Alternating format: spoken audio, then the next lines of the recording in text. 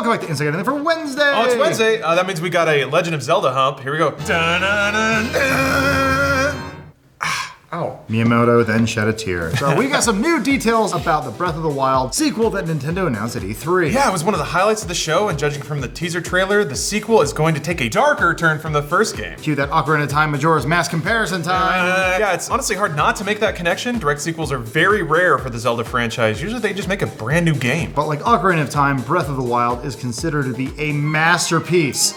So it is a no-brainer that Nintendo would want to go back to that beautiful, beautiful world. Yeah, we know a little more about the sequel now thanks to an interview that Kotaku did with the series producer Eiji Aonuma. What did he say, Brian? The most interesting part is that the sequel was originally planned to be DLC. So Aonuma told Kotaku that initially we were thinking of just DLC ideas, but then we had a lot of ideas and we said, this is too many ideas. Let's just make one new game and start from scratch. Man, we've all been there. You're just so goddamn creative. You can't put it in a bunch of different places. You have to just put it in one big place. It's gonna make a lot of money. Can't hold all these ideas. Wait a minute, aren't DLCs supposed to be bite-sized add-ons to an existing game? Does this mean Breath of the Wild 2 will be a weird half Zelda? I don't know, I'm concerned. Given how huge Breath of the Wild was, it's hard to imagine Nintendo turning around another Zelda that can equal its amount of content in such a short amount of time. Yeah, again, the Majora's Mask deal though, we'll get there in a second, but given how Zelda works as a game, it's possible that a few changes to its core mechanics could result in an entirely new content-thick game. I'm so glad you got to say content thick. That's what I am. While you might be concerned about the size or scope of a Breath of the Wild sequel, we can see a few paths that make this a worthy follow-up to the first game. But first, let's dig into the concept of DLC in the first place. How do you draw the line between what's a DLC and what's a full game? It gets messy, right? That's a problem for a lot of developers. When does DLC become too big and just needs to be its own game? Now, some games do have pretty big DLC additions. Forsaken for Destiny 2 was massive, had a huge story. Monster Hunter World's Iceborne expansion, that adds a whole new region to the game. But other times, DLC can get overly ambitious, and we've seen that in God of War. It came up recently. God of War's director, Corey Barlog, told Kinda Funny Games, Greg Miller, friend of the show, that he had a really fun idea for DLC, but it never happened because the concept was apparently too big. So yeah, we have to assume it's an issue of logistics and economics. If a piece of content would take too long and cost too much to make, it wouldn't recoup its costs being sold as a $20 piece of add-on content. That's when you try to make the case that it could be another $60 product with a big ol' 2 slapped at the end. Hell yeah. Back to Breath of the Wild sequel though, because that's what we're here about. Aonuma also talked about the DLC they did release for the original game, which included new armor, a harder mode, and challenges like the Trial of the Sword. Don't forget about the travel medallion. I did, because I never got that far. I started over on Master Mode, and I was like, I'm gonna do it. I'm gonna play the whole game 100%, do all the DLCs, and I'm like 2 dungeons in. It's going okay. How did that go? Well, I don't have the travel medallion, or the motorcycle, or anything else. Aonuma told Kotaku that the DLC was, quote, a great way to add more elements to the same world. But then he said, quote, when we wanted to add bigger changes, DLC is not enough. And that's why we thought maybe a sequel would be a good fit. What a genius, what a smart man. Someone make him the head of something. Oh wait, that's what director means. So that's apparently how the sequel came to be, right, Ryan? More or less, and obviously it's still relatively early in development, so we're not really expecting it to be released anytime soon. How dare you? Yeah, I'm sorry to bust your bubble. But the teaser trailer has sparked a lot of speculation about what we'll see in the sequel, so let's dive into some of the most popular theories, and at the end we'll add a little theory of our own. First off, we see Link and Zelda exploring an underground area. That's got a lot of people thinking, hey, maybe it's beneath Hyrule Castle. Link's got the Master Sword, suggesting that the sequel might take place directly after the events of Breath of the Wild. Usually somewhere in there you either imagine or they directly show you Link putting it back where he got it, especially at the end of Ocarina of Time. Sticks it back in there, turns into a kid again, and everything's fine. But what about the hair, Brian? Tell us about the hair, Brian. So Zelda has shorter hair in the trailer. That had some people wondering if this means she might be a playable character in the sequel. Now, you might be wondering, why is short hair a clue? Well, a princess like Zelda cutting her hair, that's a pretty popular trope in JRPGs and anime in general. It's a sign that a royal, they're ready to ditch their cozy, pampered life, and they want to go adventuring, so she's gonna go all Arya Stark on us. Yeah, man. Yeah, I was thinking Mulan. Yeah. That's cool too. 90s look is coming back. Everybody wants to look like, what's her name? Glasses lady? She looks like a hot school teacher.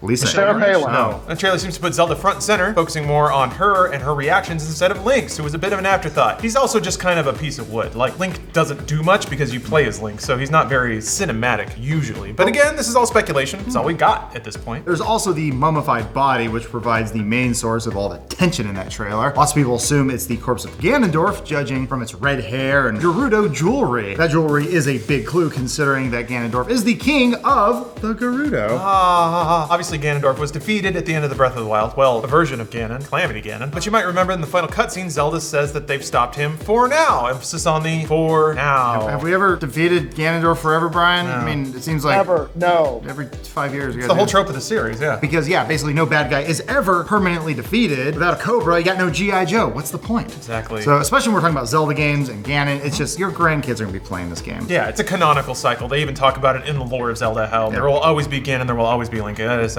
So we can also see the evil malice power emanating from this mummy. Looks like the same power that corrupted Hyrule in Breath of the Wild. Yeah. So yeah, pretty safe bet that Ganon is back. Yeah, tell us more about the trailer, Brian. So we also see this blue-green kind of glowing hand. It looks like it's trying unsuccessfully to stop all this evil energy that's seeping out of Ganondorf's body, and it consumes an adorable rat, so maybe Ganondorf is getting into pest control, we never know. The green hand grabs Link and seems to absorb the green energy into his own hand, so maybe that's an indication of the source of his powers in the sequel. Right, or he could be cursed. Is that his Triforce hand? It's cool when people got that actually tattooed on their hand. Oof. No regrets there. Other people think that the green energy could be water, and there's a whole genre now of thirsty, rehydrated Ganondorf memes. They're fantastic, showing him coming back to life as a hunky. Yeah, he's sparkling. He shows up with abs and everything. It's I'm questioning things about myself now. kind of like that one sequence in Breath of the Wild when you had to cross-dress as Link. Anyway, in the trailer's climax, the corpse that's probably Ganondorf opens his eyes, indicating that he is reborn. Finally. And then the ruins start to shake, and we see what looks like Hyrule Castle breaking away from the ground as if it's about to launch into space. Could that mean we're going to a new world, or the castle's a portal to somewhere else, an upside-down world, a mirror world? We've seen that sort of stuff before, right? Yeah, there's a lot of speculation running around on the internet right now. Brian? Right, Brian? There is a lot of speculation. Some have wondered if Link maybe ascends up with the castle while Zelda's left down below, so further contributing to the idea that you play as her. It's 2019, we're hip, we're progressive, we're making it happen, so. Yeah, why don't you wait in the castle, Link? Jeez. Yeah. Let someone else go out there and explore. That's all internet speculation, and speculation is fun. Let's dive deep into some spicy speculation, which you can cook by combining a spicy pepper with speculation steak. A little Breath of the Wild cooking joke for you guys. Someone laughed, right? To be honest, hearing that DLC is converting into a full game puts a lot of us on edge just a wee bit. Yeah, I mean, me especially. DLC is supposed to be add-on content. How can something that started as a small, contained experience convert into a full Zelda game, which are largely considered to be vast, sweeping adventures, you know, hundreds of hours, what have you? There's a vision of how this went down that provides hope for a full, proper Breath of the Wild 2, but like we said, it involves some heavy speculation, so take all of this with a giant grain of salt, which you can also use in that cooking recipe. Hey, there we go, that's good. Hey, call back. If you do a callback, it becomes funny again. In the first game, you play as Link, obviously trotting around Hyrule and gaining powers by completing shrines and gaining new abilities by defeating the divine beasts. Right. Typically, a direct sequel like this needs some trope to wipe out all of your upgrades from previous games. So if you play as Link in a sequel, they'll need to script in some sort of business like, oh, Calamity Ganon is sealed and thus the cycle of the heroes complete. Go throw your away. You're just in the garbage, hero. You know the special sword that only one person has? Throw it in the recycle bin. We'll take all those hearts back. Those are ours now. Thank Why you. not? You're done. Take a break. Except that Ganon isn't defeated. He's just a hunk of beef jerky in a cave somewhere. Too late, I've already thrown my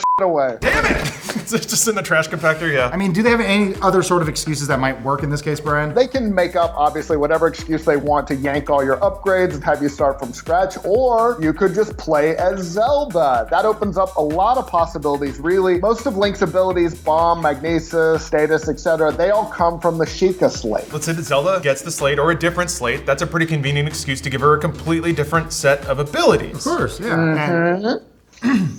Is he okay? And that cascades into the rest of the game. So Breath of the Wild had 120 shrines, which comprise a good chunk of the game's content. Each of those shrines were tuned around Link's Sheikah abilities. It was actually pretty clever. They found a lot of ways to make puzzles around bombs and magnesis stasis, what have you. But if you swap those abilities around, it enables the game developers to come up with a completely different set of challenges and possibly a whole new slate of shrines and dungeon challenges to repopulate Hyrule. He said slate. Yep. Yep. Jokes, references, whatever. Yeah, maybe the sequel has you playing as Zelda, still stomping around Hyrule, but completing different different shrines and dungeons tailored to a new set of Sheikah abilities. Not to mention that it reset you in terms of heart containers and stamina gauges, yada yada yada. It makes sense. You know, Link's got all of his gear, he's just trapped up in the sky, and you're down here basically doing the whole hero's journey again, but as a different person. And, this is very important, that means you can add a whole new set of clothing for Zelda! Everybody! You get battle armor as Zelda? I'm into it. Yeah. Like Twilight Princess Zelda was badass. I want more of that. Yeah, I guess with all that, it's pretty easy to see how a DLC idea then converts into a full game. Let's say this started out as a side story where you play as Zelda with a different set of abilities, but once the developers got crunching on making challenges and puzzles, they found so much potential in that they saw potential to make a whole new game's worth of content. So maybe there's nothing to worry about here, but then again, we just made all of that up. So who's to say? I mean, whose job is harder, Brian? Ours or the developers? Definitely ours. We make YouTube videos. That's the hardest job of all. That's true. I do feel like a hero. That's true, Brad. The hero of time. If we compare Majora's Mask to Ocarina of Time, another direct sequel, that game was smaller in scope and it used a 3-day time mechanic to extend your gameplay. So maybe we'll see something similar with the Breath of the Wild sequel, a more tightly focused world rather than a huge open one that you explore with some kind of game mechanic to have you redoing content but give you the illusion that you're not just trapping over the same thing over Stretching again. it out in some way, maybe. Yeah, exactly. As for the development time, Enuma said in an old interview that Majora's Mask was the result of a challenge from Shigeru Miyamoto at Nintendo, who challenged the team to make a new Zelda game in a year. Don't you just love it when your boss just challenges you to do things? Hey, this is fun. And also, Aonuma's Sure, Mr. reward, Singh. you get to make Zelda games for the rest of your life. I think there was some interview who was like, can I please not make Zelda again? And then they put him on Breath of the Wild. So obviously it's been more than a year since Breath of the Wild, so we've passed that particular deadline for Breath of the Wild. Sure. Maybe Miyamoto's chilled out a little bit, but the sequel does seem like it's moving a lot faster than the gaps we're used to seeing between traditional full Zelda games. Right, as usual, we'll just have to wait and see. Right, yeah. It's actually uncommon for Nintendo to announce a game like this without more details or even a release window. So all I can guess is that they wanted Switch owners to feel secure about their purchase for the foreseeable future. I mean, whatever. Come March 2020, our Switches will be dedicated to Animal Crossing and all sorts of other things. I mean, we still got Final Fantasy VII, there's Katana Zero, that's fun to play. Hell yeah. You got things you can play now. There's plenty out there. They're there. Switcher 3! Switcher 3. It's happening! Oh, What did we forget? Oh, it's supposed to bring the soundbar from home. I gotta go home and get it. Oh, man, that just took the wind out of my sails pretty hard. We'll be back soon to talk about soundbars. And good old John Romero's back, making what looks like a Depression-era gangster game called Empire of Sin that's out next spring. And No More Heroes 3! We did it. These are all games that Lawrence will play and enjoy. Yeah. This was a press conference solely for Lawrence, so Basically, that's yeah. pretty good, yeah. But what about ports, you may be asking? Don't worry. Oh, we got so many.